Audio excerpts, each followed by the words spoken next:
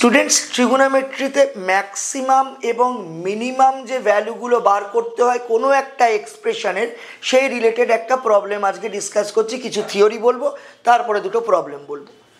বলছে sine to the power n theta into cos to the power n theta এর max value min value কত হবে যখন n odd, আর sine to the power n theta into cos to the power n theta এরই max বা min value কত হবে যখন এন ইভেন। যদি এনটা অড হয় তাহলে জানবে এর ম্যাক্স ভ্যালু হবে 1/2 টু দি পাওয়ার এন, আর মিন ভ্যালু হবে জাস্ট এর আগে একটা মাইনাস বসবে, -1/2 টু দি পাওয়ার এন।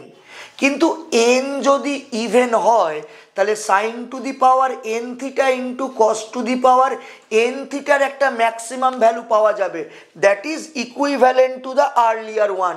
মানে ওই 1/2 টু দি পাওয়ার এনই হবে, কিন্তু কোনো মিনিমাম ভ্যালু পাওয়া যাবে না, দ্যাট ইজ ইকুয়াল টু 0। এবার এটা নিয়ে আমাদের দুটো প্রবলেম এখানে রয়েছে। 32 into sign to the power 13 theta into cos to the power 13 theta, এটার ম্যাক্স ভ্যালু কত? আচ্ছা 32 মানে কি 2 টু দি পাওয়ার 5, আর এটার ম্যাক্স ভ্যালু কি হয় 1/2 to the power N. N মানে কত আছে 13, তাহলে আমরা জানি এটা দিয়ে কাটা যায়, এটা কাটলে কত আসবে 1/2 টু দি পাওয়ার 8, অর্থাৎ এই এক্সপ্রেশনটার ম্যাক্স ভ্যালু আসবে 1/2 টু দি পাওয়ার 8, আর মিনিমাম ভ্যালু কি হবে -1/2 টু দি পাওয়ার 8।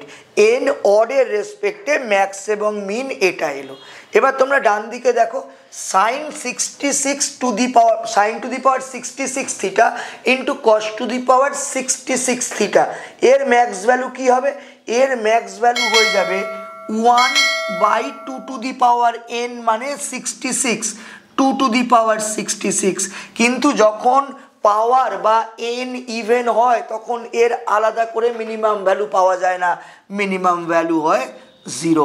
এই টাইপগুলো এসএসসি বিভিন্ন এক্সামে দিচ্ছে, তাই এই পার্টটা আমি তোমাদের দেখিয়ে রাখলাম। Thank you.